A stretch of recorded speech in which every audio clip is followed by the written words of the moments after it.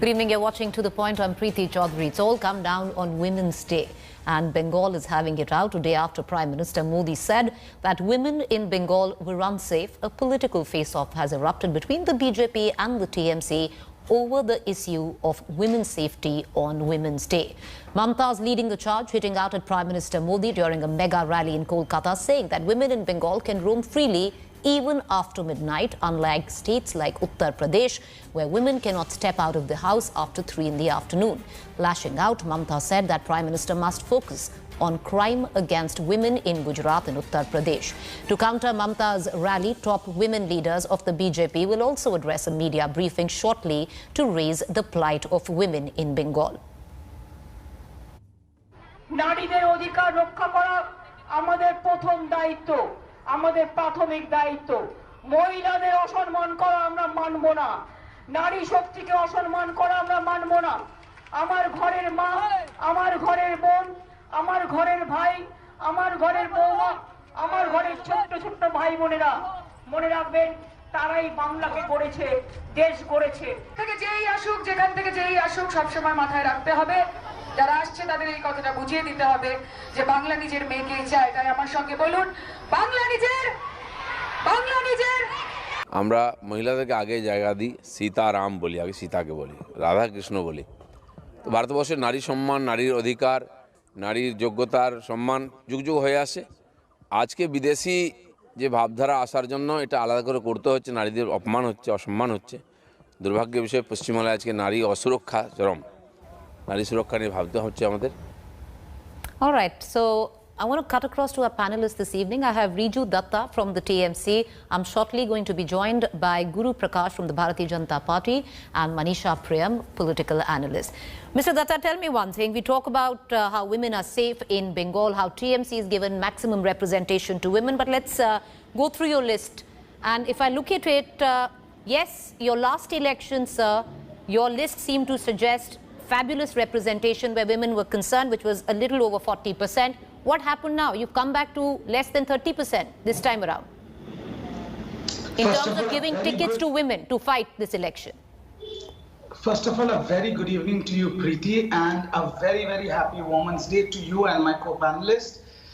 Now to your question, see, this is the same Bengal's daughter that I want to I want to say certain pertinent points before answering your question, because your channel is watched by millions over. That, this is the Bengal's daughter that provides free healthcare, free education and free ration to every resident of the state. This is the same Bengal's daughter which has initiated 3 schemes like Kanyasri, which empowers girl children to study, Ruposri scheme, where financial constrained parents get a monthly remuneration of 25,000 to get their daughter married off, and the Shastro Shati card, where the female head of the family gets a card which provides 5 lakh rupees insurance to every member of that family. Now, coming to your question, we already have 41% representation in the Lok Sabha, 31% in the Rajya Sabha, but this time round, we have given 50 and more candidates in the Vidhan Sabha elections. And it is because... So what does that percent... Okay, Mr. Datta, let me not quote. You tell me, how many women have you given tickets to this election? 50 women. Yes, and tell me, what is that percentage, sir?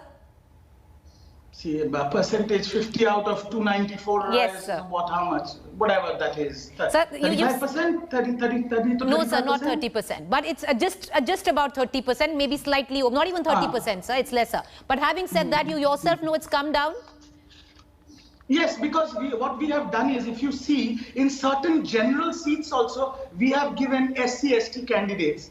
Because, we believe in women empowerment. We also believe in inclusive politics of the minority and empowering the, like we say, the pichda varg. So we have to maintain a balance. And if you see our candidate list, it has got only 10 celebs, 50 women candidates, more than 40 minority candidates. So it's a balanced candidate list. Whereas on the other hand, our most formidable contender apparently has not even given their full candidate list. They have given not even the full candidate list of the first 2 phases. But all good, now they have become Tatkal BJP. We have not given tickets to a lot of sitting MLAs. We have benched them, so probably they'll get their candidates now. All right, I have Guru Prakash from the Bharatiya Janata Party. He's also joining us. Let me cut across to Mr. Prakash. Mr. Prakash, usually if you look at it, none the richer. No party is actually richer when it comes down to giving representation to women, which is outside just tokenism. But having said that, do you admit that TMC's done quite better, at least in the past, marginally better this time, where you're concerned? Preeti, let me admit this, that we must talk beyond ceremonial and symbolic representation. I've been working in the space of Dalit rights for more than 10 years, almost for my entire life, and I have experienced it firsthand, that mere symbolic representation is just a show. I mean, it's just a whitewash to the real issues of gender empowerment and gender justice. But let me say this very clearly, that it is the double standards of TMC, because we now know, the entire countries know, that there is no semblance of internal democracy or collective leadership when it comes to Trinamool Congress, because they are not at the critical decision-making positions. The sole agenda, the exclusive agenda of Mamata Didi is how to promote Abhishek as the next Chief Minister of the state or as the next head of TMC. So unless and until you give them decision-making position, you make them General Secretary, you make them President, that is something which is really meaningful. And this tokenism, Mr. Prakash, are you actually telling us that by giving them positions, by giving women positions of power, I would reckon that is tokenism? Representation is the number of seats. So I'll ask you, because I did ask your counterpart that you're debating with today, I did ask him, 50 tickets have been given to women this election. How many is the BJP given? No, we have given a considerable representation for women. So give us the number. I'll play the graphics out while you give us the number. It's just a first step. No, I don't remember the correct number, but I remember that we have a correct representation. In all amount, we have seen a considerable representation for women as well. But that is not the point here, Preeti. We must also realize people give candidates also on the basis of winnability. You have to realize that who is winnable, and that is the sole agenda of any political party. Fair enough. But representation is just the first step. You must go beyond representation. You must go beyond representation, Preeti. And as you would also realize, the number of women folks in media, the number of women folks in decision-making position, that is what we need today. The mere representation debate is just a rhetoric. And the point is, you look at the data, Preeti, the NCRB data. You look at the crime against women data when it comes to West Bengal. We saw recently, just because your son is a BJP worker, the 80-year-old senior citizen lady, the way she was brutally assaulted, is it acceptable in today's India? I want to ask you tonight. I want to ask my dear friend Riju Datta. That is something which is in front of the entire nation. It is utterly shameful and embarrassing when Mamata Didi talks about Ma, Mati and Manu. She has done nothing about them at all. We see any socio-economic... No, let me complete, sir. I did not interfere when you were speaking, sir. On any account of socio-economic indicators, health, education, school, you failed to share the data with Niti Aayog. You failed to share the data related to crime to NCRB. And now you are having this double standard. So this is something which is unacceptable. You should do some Atmanthan before it. We should go beyond representation. Actual internal democracy, actual power at decision-making position, and this is something which is not happening in TMC, unfortunately. Right, okay. I'll go back to Mr. Riju Datta. Mr. Datta, the BJP's list is still not complete. You're saying 50 have been given where your party is concerned, because the BJP technically hasn't released its list. So Mr. Prakash is fair when he says he doesn't quite know the number. But he's raised a valid point, winnability as well.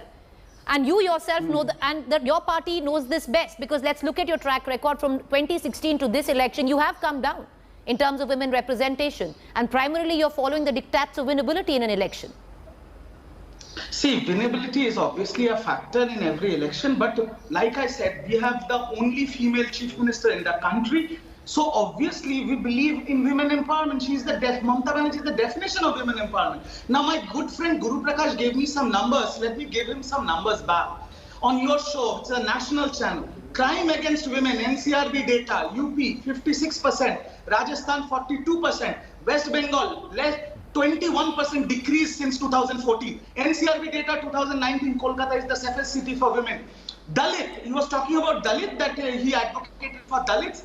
UP, crime against Dalits, SC, ST, UP 32%, Rajasthan 34%, West Bengal 1.5%. Now I also want to ask my good friend Guru Prakash that if you so believe in Nari Shakti and women empowerment, then why did your party give nomination in 2019 Lok Sabha polls to 66 candidates who had criminal charges for crime against women? Why is the women, because even though you have the ultimate majority in both the houses of the parliament, the women reservation bill of 33%, which has been bent since 1966, not passed, but a special parliament session was held during the COVID to pass the draconian farm laws.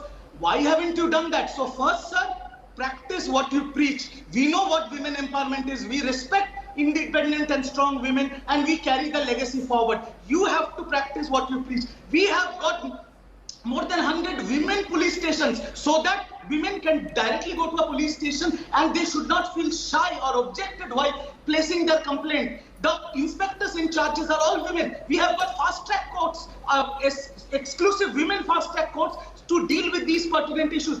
What more do you expect? I think West Bengal is a model of women empowerment for this entire country, which BJP, not only BJP, the other parties also should follow. And when you talk about what we have done in the health sector, education sector and other sectors, we have printed it in black and white. Please go through it. It's called the 10-year report. Okay, Mr. Prakash has been very patient. Mr. Datta, let me cut across to him. Mr. Guru Prakash, the fact is, okay, let's move to where crime is concerned against women in various states which are ruled by various parties. Now, with the data that we do have right now, and we're going to put that data out, it does seem to suggest that it's a little rich coming from the BJP, because Uttar Pradesh nearly records double the crime against women than, say, West Bengal, sir.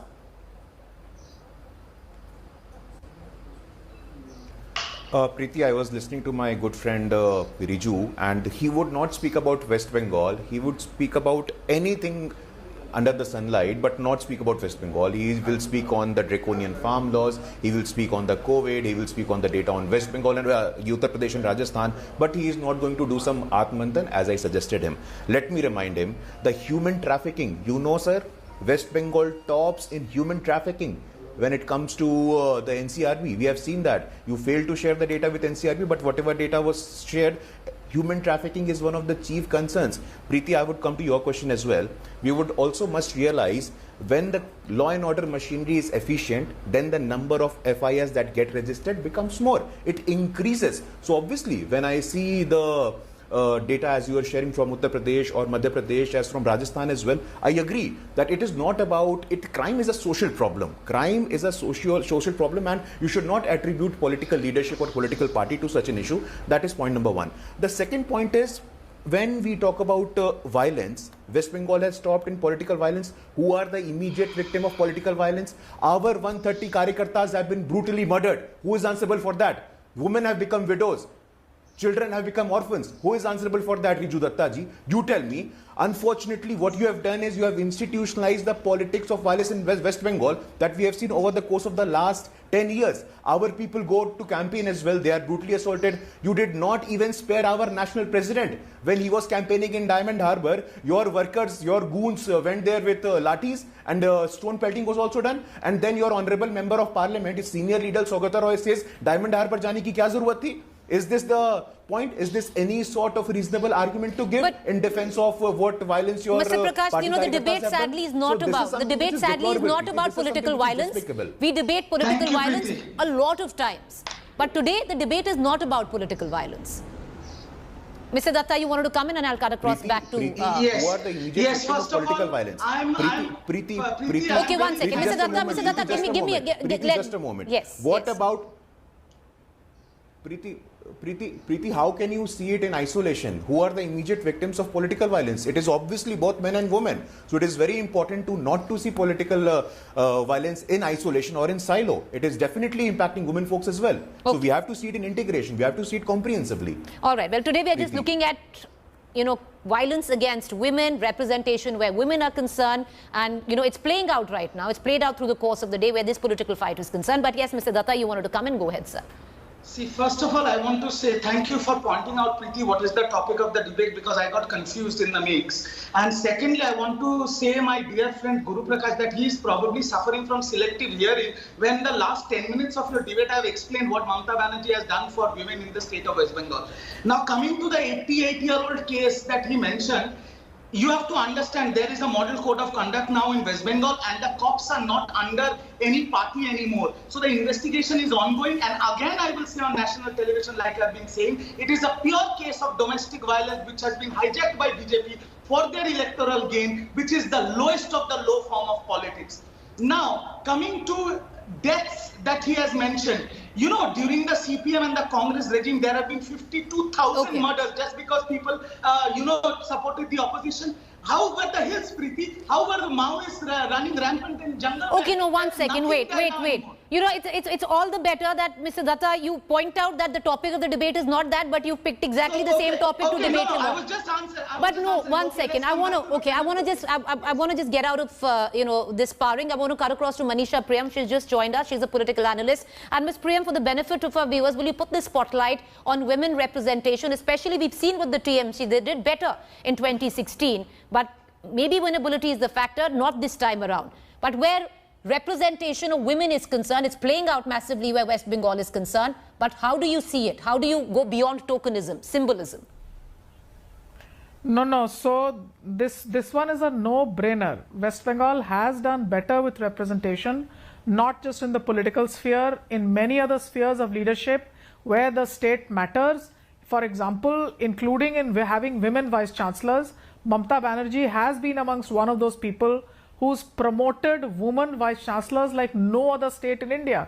In a study that I've done for the Brookings India, this is on gender inequality, you will find that this is indeed the case, that West Bengal, and barring one or two all for women's universities, West Bengal has been the front runner. So for other political parties, the lesson is then to find more women who can be their representatives. You can't be 50% of the population and then say that at the time of the election there's something called winnability. Then what is this winnability that requires women as vote banks but requires men as politicians? So please explain to me, what is this kind of political model where you cannot have more women coming openly out in the political arena? And I also feel that the BJP has a conscious policy of talking about the Chele, whereas Mamata Banerjee is talking about the Bengal May. So May is the girl, BJP is talking about the Bengal Chele through the coming in of Mithun Chakrabarti today. So let it not be a clash which is of gendered in its connotation. I do think that representation and elections are about gaining the rights of equality. India has been the front runner in the world, one of the first. We superseded many of the Western countries in having equal voting rights for women. Women are very conscious voters today. Women are required as vote banks, and developmentalism or Vikasvad that Prime Minister Modi seems to promise does bring out women as the silent voters. So why not claim representation? And therefore, one will have to concede this point as going in favor of Mamata Banerjee at this point of time. All right, okay, can I bow out of this debate? I've totally run out of time. I apologize, Mr. Datta and Mr. Prakash, to come in there. But thank you, all three of you, for joining us. What's really interesting is with what Ms. Priyam also pointed out, women are vote banks. We've seen it play out in the case of Nitish Kumar, maybe not this election, but the last election for sure, and right now. If Mamata Banerjee needs to get that edge in, she needs the woman voter as a vote bank banking her. Maybe that's why from Didi now, she is Bengal ki beti. We're going to get you more, whether it strikes resonance with the Bengal voter. We'll only know days to come. Up next is Rahul Kanwal.